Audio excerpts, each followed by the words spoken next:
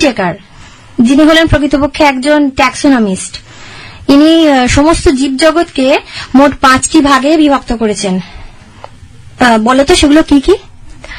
প্রথমে হলো মনেরা, তারপর পোটিস্টা, ফানজাই বা ছত্রাক গোষ্ঠী, আর প্ল্যান্টি বা উদ্ভিদ গোষ্ঠী, এবং অ্যানিমেলিয়া বা প্রাণী গোষ্ঠী। ঠিক বলেছো, বাহ, খুব সুন্দর। তার মানে মনেরা গ্রুপের মধ্যে পড়ছে কারা? পড়ছে সমস্ত রকমের ব্যাকটেরিয়া, সায়ানোব্যাকটেরিয়া বা নীলাভ সবুজ শৈবাল যেটাকে বলি আমরা। পড়ছে মাইক্রোপ্লাজমা, অ্যাক্টিনোমাইসিটিস এরা। আর প্রোটিস্টার মধ্যে পড়ছে কারা? না, প্রোটোজোয়াগুলো, অর্থাৎ সিলিয়াযুক্ত সিলিয়েটস, ফ্লাজেলাযুক্ত ফ্লাজেলেটস, ডায়াটম, স্লাইম মোল্ড এগুলো। আর তাহলে পড়ে থাকলো কোনগুলো? Fungi, plenty, Animalia. যে গ্রুপগুলোর মধ্যে কিছু জীব এককোষী, আবার অনেক জীবই কিন্তু বহুকোষী। এককোষী জীবদের শরীর একটি মাত্র কোষ দিয়ে তৈরি হয়, সেই জন্য এগুলোর নাম এককোষী। আবার এদেরকে খালি চোখে দেখা যায় না বলে এদেরকে কিন্তু অণুবীক্ষণ যন্ত্র বা মাইক্রোস্কোপ যন্ত্রের সাহায্যে এদেরকে দেখতে হয়, তাই এদেরকে অণুজীব বলে বা মাইক্রোবস বলা হয়। ঠিক আছে ম্যাম, তাহলে তো আমরা এককোষী জীবের অনেকগুলোই গ্রুপ পেলাম। হ্যাঁ, একদমই তাই। কারণ শুধু মনেরা বা প্রোটিস্টা নয়, এককোষী ছত্রাক যেমন ইস্ট, এককোষী উদ্ভিদ যেমন ক্লোরেল্লা নামক একটা শৈবাল আছে, এককোষী প্রাণী যেমন অ্যামিবা, এটা একটা প্রোটোজোয়া, এগুলো কিন্তু আছে। তাহলে তো প্রোটোজোয়া আলাদা একটা রাজ্য। হ্যাঁ, সেটা তুমি ঠিকই বলেছ। তুমি রাজ্য প্রতিষ্ঠার কথা বলছো তো? হ্যাঁ ম্যাম। অনেক বিজ্ঞানী এই প্রোটোজোয়া বা আদ্য প্রাণীর গ্রুপটাকে কিন্তু রাজ্য অ্যানিমেলিয়ার একটা ভাগ হিসেবে কিন্তু গণ্য করে থাকেন। কারণ বহুকোষী প্রাণীদের উন্নত যে কোষ, তার সাথে কিন্তু প্রোটোজোয়ার এই এককোষী দেহগুলির অনেকটাই মিল পাওয়া যায়। আচ্ছা আচ্ছা, এবার বলো তো, এই সমস্ত এককোষী জীব বা অণুজীবগুলো বা জীবাণু যেটাই বলি, এরা কিভাবে জীবন ধারণ করে, মানে কিভাবে এরা খাদ্য সংগ্রহ করে? কেন ম্যাম, অন্য প্রাণী বা উদ্ভিদের থেকে খাদ্য রস শোষণ করে বা অন্য জীবের ক্ষতি সাধনের মাধ্যমে? মানে তুমি বলতে চাইছো জীবাণুগুলো রোগ সৃষ্টিকারী বা এরা পরজীবী, তাই তো? হ্যাঁ হ্যাঁ। অনেক জীবাণু পরজীবী বা রোগ সৃষ্টিকারী, এটা যেমন ঠিক কথা, তেমনি এমনও অনেক কিছু জীবাণু আছে যারা কিন্তু স্বাধীনজীবী। যেমন কিছু ব্যাকটেরিয়া যেমন নাইট্রোসোমোনাস, নাইট্রোব্যাক্টার, কিছু প্রোটোজোয়া যেমন প্যারামিসিয়াম, এইগুলো। এর সাথেও আছে কিছু এককোষী শৈবাল, এরা কিন্তু ক্ষতিকারক না। আচ্ছা, ক্ষতির কথাই যখন উঠলো, তখন এই সমস্ত জীবদের দ্বারা হওয়া কিছু ক্ষতি, মানে আমি বলতে চাইছি যেটা, যে কিছু সংক্রামক জীবাণু ঘটিত রোগের নাম বলতে পারবে? হ্যাঁ, টাইফয়েড, কলেরা, আমাশা, বসন্ত বা পক্স, আর ইনফ্লুয়েঞ্জা, করোনা, এগুলো। হ্যাঁ, তুমি ঠিকই বলেছ, কিন্তু তোমার উত্তরটা আংশিক ঠিক। আংশিক কেন ম্যাম, কি ভুল বললাম?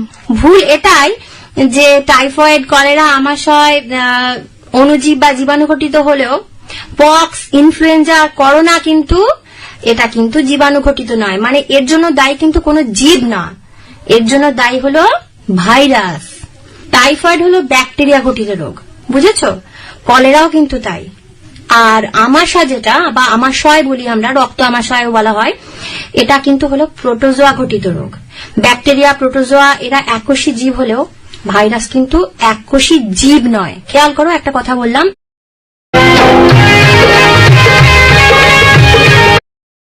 ম্যাম, তাহলে ভাইরাস কি বহুকোষী? আরে না না, একদমই না। ভাইরাস তো অ্যাকচুয়ালি কোনো কোষই নয়। ম্যাম, তাহলে কোষ ছাড়া তো জীবনই থাকতো না, তাহলে কি ভাইরাস জড় পদার্থ? ঠিকই বলেছ, জীবন থাকবে না, সেজন্য এটাকে জড় পদার্থ তোমার মনে হচ্ছে, বাট उन्होंने अपनी परिश्रम के बल पर তো এই দুটোর মতোই আচরণ করে। হ্যাঁ, তো সেজন্য সঠিকভাবে এদেরকে বলতে গেলে বলতে হয় যে এরা হলো জীব এবং জড় পদার্থের মাঝামাঝি পর্যায়ের এক রকমের বস্তু, বুঝেছ? এরা যদি কোনোভাবে কোনো সজীব কোষের ভিতর ঢুকে পড়ে, তখনই কিন্তু একমাত্র এরা জীবিতের মতো আচরণ করে এবং বংশবিস্তার করে এই সমস্ত করে থাকে। সজীব কোষের বাইরে থাকলে এরা কিন্তু এটা জড় পদার্থের মতোই আচরণ করে। ভাইরাস একটি ল্যাটিন শব্দ, যার অর্থ হলো বিষ। বা পয়জন। ম্যাম, ভাইরাস কোষের ভিতরে ঢুকে পড়ে বলছেন, মানে ভাইরাস কি কোষের থেকেও ছোট? হ্যাঁ, অবশ্যই, কারণ কোষের জৈবিক কাজের জন্য একটা মিনিমাম মানে 5000 অ্যাংস্ট্রম ব্যাসের প্রয়োজন হয়। ভাইরাসের কিন্তু সেটা নেই। ওদের ব্যাস 100 থেকে ম্যাক্সিমাম 200 অ্যাংস্ট্রম পর্যন্ত হতে পারে, তার বেশি কিন্তু হয় না। তাই এরা কোষের পর্যায়ে কোনোভাবেই পড়ে না। তাছাড়া ভাইরাসের শরীরে কোষ পর্দা, সাইটোপ্লাজম, নিউক্লিয়াস, কোন প্রকারের কোষীয় অঙ্গাণু কিছুই থাকে না। থাকে কি শুধু কিছু প্রোটিন এবং কিছু নিউক্লিক অ্যাসিড, মানে যেটাকে আমরা ডিএনএ এবং আরএনএ বলি। তাই কোষের বাইরে কিন্তু এরা কোনো প্রকার কোষীয় কার্যাবলী চালাতে পারে না। কিন্তু সজীব কোষের ভিতরে ঢুকলে এরা কোষ থেকে সমস্ত রকমের বিপাকীয় উৎসেচক বা অঙ্গাণুগুলোর সান্নিধ্য পেয়ে যায় এবং তখনই এরা অণুজীবের মতো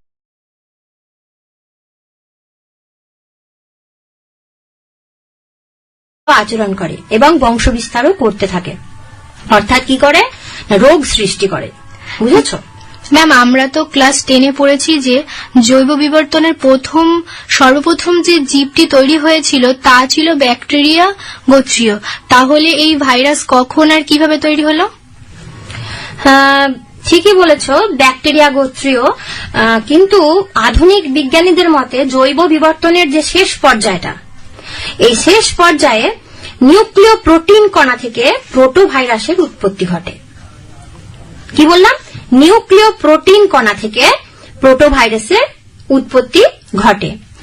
এই প্রোটোভাইরাসটা থেকে কিন্তু পরবর্তী পর্যায়ে ভাইরাসের সৃষ্টি হয়। আচ্ছা ম্যাম, এই ভাইরাসগুলো কি সবাই ক্ষতিকারক? একটা কথা ঠিক যে এরা যে কোষের মধ্যে একবার প্রবেশ করে, এরা কিন্তু তার জন্য ক্ষতিকারক এই ভাইরাসটা।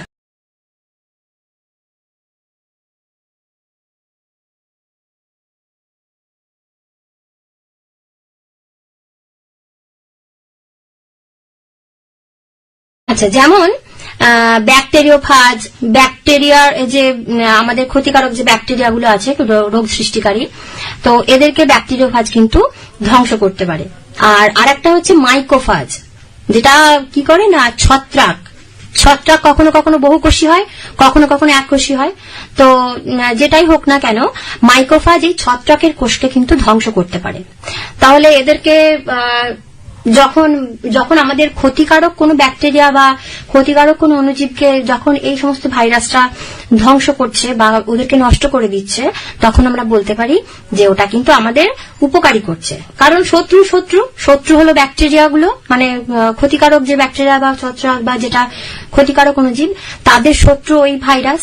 আর তাহলে আমাদের উপকার করছে আমাদের শত্রুকে মেরে, সেক্ষেত্রে কিন্তু ওরা আমাদের উপকারই করছে, ক্ষতি করছে না। ম্যাম, তাহলে ভাইরাস কি শুধু মানুষেরই রোগ সৃষ্টি করে?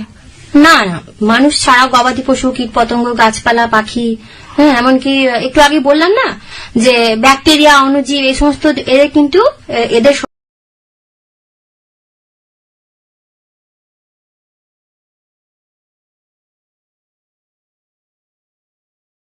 এই চোখে দেখতে পারবে না অবশ্যই। আচ্ছা, মনে করে দেখো তো, একটু আগে আমি একটা কথা বললাম যে এই চোখে দেখতে পারবে না অবশ্যই।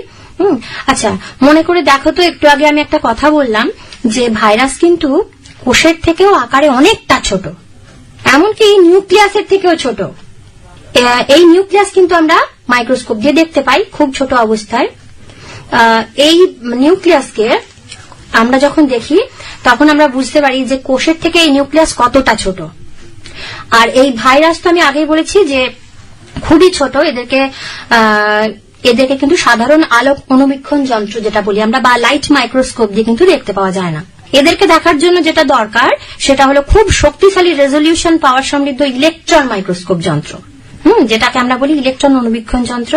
তো এই যন্ত্রের সাহায্যে দেখা গেছে যে বিভিন্ন রোগের জন্য দায়ী বিভিন্ন আকার এবং আকৃতি বিশিষ্ট ভাইরাস। এদের দৈহিক উপাদানগুলো কিন্তু আলাদা আলাদা। যেমন ইনফ্লুয়েঞ্জা ভাইরাস দেখতে কিরকম না, পলিহেড্রাল বা বহুভুজাকার। এদের গায়ে কাঁটার মতো স্পাইক থাকে। আবার ফাজ ভাইরাস বা ব্যাকটেরিওফাজ, এটা কিসের মতো দেখতে, এটা ব্যাঙাচির মতো দেখতে, অনেকটা টাজপোল। যেমনই দেখতে হোক না কেন, প্রত্যেকটা ভাইরাসের একটা কমন অংশ আছে। তো মানে ওটা দিয়েই ওদের দেহ গঠিত হয়। সেটা নাম কি না নিউক্লিওক্যাপসিড। কি বললাম?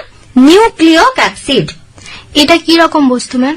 এটা এমন একটা গঠন যেখানে একটি বা একাধিক নগ্ন ডিএনএ, নেকেড ডিএনএ বা আরএনএ, এটা যখন একটা ক্যাপসিড নামক প্রোটিনের মোড়ক দিয়ে ঢাকা থাকে, কাভারিং যাকে বলি আমরা, এই ক্যাপসিড নামক প্রোটিনের মোড়ক বা আবরণী দিয়ে এটা ঢাকা থাকে।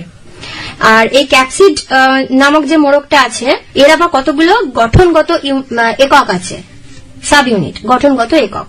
এগুলোর নাম হচ্ছে ক্যাপসোমিয়ার। কি বললাম? ক্যাপসোমিয়ার। আচ্ছা, এবার বলি, কিছু ভাইরাস, বিশেষ করে প্রাণী কোষের রোগ সৃষ্টিকারী ভাইরাসদের এই ক্যাপসিড মোড়কের বাইরের দিকে আর একটা আবরণী থাকে। কি বললাম? ক্যাপসিড মোড়কের বাইরের দিকে প্রাণী কোষের ক্ষেত্রে আরেকটি আবরণী বা মোড়ক থাকে। এর নাম কি? এর নাম হলো এনভেলপ। এই যে এনভেলপটা কিছু উদ্ভিদ কোষের ক্ষেত্রেও সামান্য পরিমাণে দেখতে পাওয়া যায়, কিন্তু বেশিরভাগই কিন্তু এটা প্রাণী কোষের ক্ষেত্রেই এটা দেখতে পাওয়া যায়। আচ্ছা, এই যে এনভেলপটা, এই এনভেলপটার আবার কতগুলো গঠনগত একক আছে, যেগুলো নাম হলো পেলপোমিয়ার। আর এই এনভেলপ যুক্ত ভাইরাসগুলিকে বলা হয় লাইপোভাইরাস বা লিপোভাইরাস। বুঝেছো ম্যাম, করোনা ভাইরাস কি তাহলে লাইপোভাইরাস? অবশ্যই। আচ্ছা, এই এনভেলপের কাজ কি ম্যাম? অ্যাকচুয়ালি ওটা এনভেলপ। এনভেলপ এর কাজ হলো, এর গায়ে অনেক সময় কাঁটার মতো সূচালো অংশ থাকে, বুঝেছো, যেগুলোকে কি বললাম, যেগুলোকে বলে স্পাইক।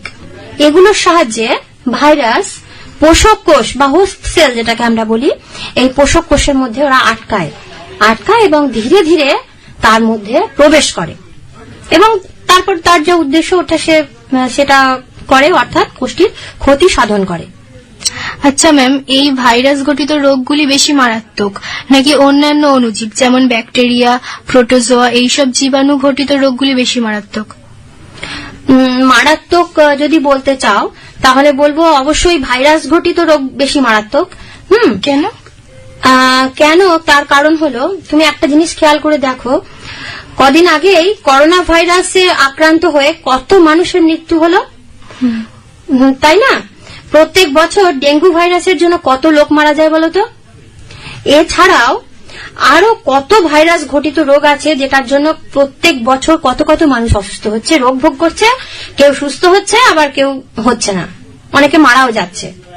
যেমন ইবোলা বলে একটি ভাইরাস আছে, শুনেছো হয়তো। ইবোলা ভাইরাসটা আফ্রিকা থেকে এসেছে। এই ইবোলা ভাইরাসের কারণেও কিন্তু প্রচুর মানুষের মৃত্যু হয়।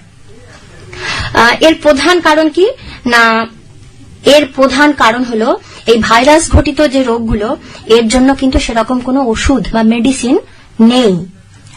কেন ম্যাম? কলেরা, টিবি, টাইফয়েড এই সমস্ত রোগগুলোর তো ওষুধ পাওয়া যায়, তাহলে ভাইরাসের কেন নেই? তুমি যে কটি রোগের কথা বললে সেগুলো কিন্তু সবই ব্যাকটেরিয়া ঘটিত রোগ, খেয়াল করে দেখো। এই রোগগুলোর জন্য যে ওষুধ প্রচলিত সেটা হলো অ্যান্টিবায়োটিক্স। এই অ্যান্টিবায়োটিক্স এটা কি করে, ব্যাকটেরিয়া যে কোষ আছে সেই ব্যাকটেরিয়া কোষের কোষ প্রাচীর বা কোষ পর্দাকে নষ্ট করে দেয়, বা ওর যে প্রোটিন তৈরির পদ্ধতি, প্রোটিন সিনথেসিস বলি আমরা, এই প্রোটিন সিনথেসিসে অনেক সময় ও বাধা দেয়। কিন্তু ভাইরাসের কি, ভাইরাসের তো কোনো কোষই নেই, ও তো অকোষীয়, সেই